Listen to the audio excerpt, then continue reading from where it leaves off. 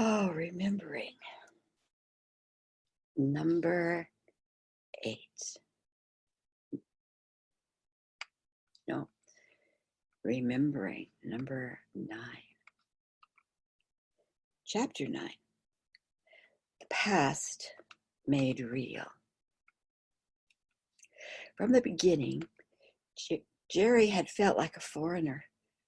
Not much in this world made sense. She knew that her parents were concerned. She spent too much time alone.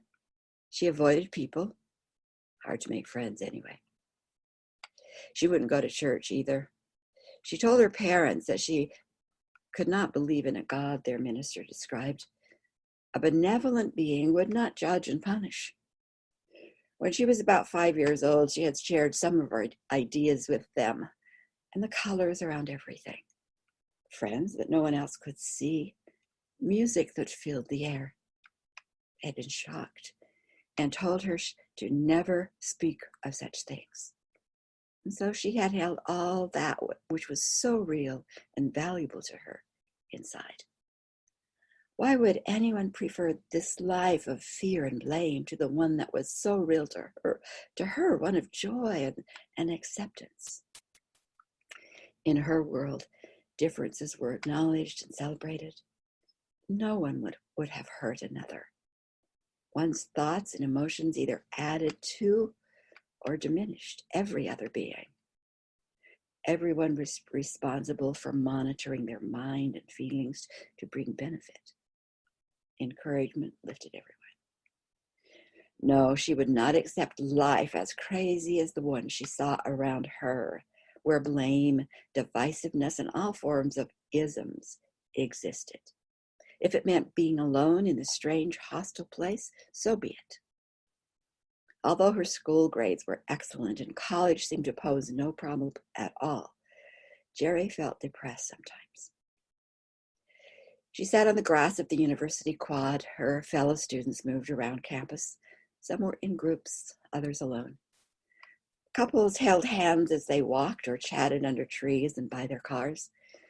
Couples sharing and laughing, touched someplace deep inside. Today she felt empty. Would there ever be someone with whom she would feel safe? Would there be someone who didn't demand that she change, who could listen to her dreams and ideas without judgment or ridicule? If not, she would be alone, and the hope of partner would remain safely tucked away. No one would guess at the pain she sensed radiating from the campus. She felt it, had always felt it. It was a burden and a blessing. It kept her on guard, protective, and yet separate, feeling like some alien made for a very lonely life. Jerry had avoided people for so long that she wondered if she would ever be able to make friends. Sometimes she missed that part of life, but another time she was glad she didn't have to worry about all the pitfalls. But today, for some reason she did not understand, a great sadness engulfed Jerry. She gathered her books and headed for the parking lot. A small group of young men were ahead, walking on the sidewalk toward her.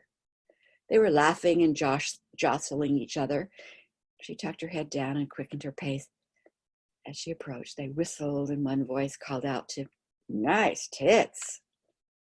Perhaps encouraged by the raucous response from his buddies, another one called out, "Hey, sexy, want to come home with us?" She made her way around the group, feeling like her clothes were being pulled away, her body exposed. Jerry pulled herself so deep into her core that her heart and lungs constricted. These intense feelings were the burden of her sensitivity beyond hearing the words. As she rushed around them, she caught the jeering eyes of one young man. His eyes only confirmed her judgments. Fuming, Jerry flung her books into the back seat of her car. What a harsh world. She climbed behind the wheels and slammed the car door. She laid her head against the steering wheel and gripped it until her fingers turned white. I'll never, never, never be a part of this sick society, she spoke through clenched teeth. She was surprised at her rage and alarmed at the undercurrents of fear that she felt. Starting her car, Jerry drove quickly and soon pulled into the driveway of her home. She opened the car door, pushed up the seat to retrieve her books. A sense of invasion and derision stayed with her. The tall blonde was the leader. She could tell by the look in his eyes. His glance wasn't in any way innocent or playful. His menacing eyes stirred something inside her. Jerry wanted nothing to do with him. She turned and ran up the stairs to the front door. She stopped to check the mailbox on the porch before opening the door and going inside. Jerry hadn't noticed the small foreign car following her from school. His driver traveled at a safe distance behind. He parked and watched as she pulled into the driveway and opened the door. The tall blonde man smiled to himself as he made a note of her address and drove away. Jerry had no idea that eyes watched her. They watched her during the day, while she played with her dog, walked to the neighborhood store, lounged in the backyard, noted when no one else was home, and her late hours studying at the school library. He watched and he waited. The young man wondered at this obsession with this strange woman. He had been with others. He'd found great pleasure in the conquest and their subservience. He moved from one to another, taking pride in the trail of hurt and anguish he left behind. Life was a game of the powerful and the powerless. He was determined to be powerful and take all that he could. When the time was right, he would make his move, and she too would be his. He smirked, excited at the thought. Weeks later, Jerry was studying late. The library was more crowded than usual. It must be the last-minute cramming for midterms, she thought. She looked up at the clock. Only 15 minutes before the library closed at 10 p.m. There was one more book she wanted to check for information, and there was no time to read it here. I'll just find the book and check it out, Jerry reasoned. She rose and quickly moved to the book aisles. Scanning the top shelves for the title she wanted, Jerry missed the movement of someone behind her. Hi, gorgeous. Jerry whirled, narrowly missing his chest with her pen. She looked up into the eyes of the blonde man from the whistling incident weeks ago. Her jaw set, and she turned back to the shelves of books. Thought you might want someone to walk you to your car. It gets rather dark this time of night. His crooked smile had deceived many, but not Jerry. Her whole body sensed danger.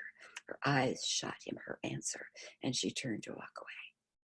He put out his arm to stop her, but it was too late. He stood feeling angry and embarrassed as he watched her gather her books and leave the library. Her refusal was not what he expected, not what he would accept. Something deep within took over. He moved swiftly and quietly out the door. He knew her driving path. He knew the shortcut she always took through the small alley. Driven by some compulsive determination, he climbed into his small car and sped ahead with his blood pounding. This woman was his, and he would have her. As Jerry slowed her car to turn into the alley, the driver's door was yanked open, and a hand reached for the keys to her car. Later, looking back, she thought, I should have screamed, should have fought. What's wrong with me? But it all happened so quickly, so unexpectedly. Pulled from the car and held from behind, Jerry felt a dirty cloth forced into her mouth, and she was pushed to the ground. The rough gravel of the road tore at her skin, and her blouse ripped open. Jerry struggled against the strong hands that fondled her breast and forced her jeans down. The pain of the rape, the threat, the fear, and the shame pierced a curtain over a long ago memory.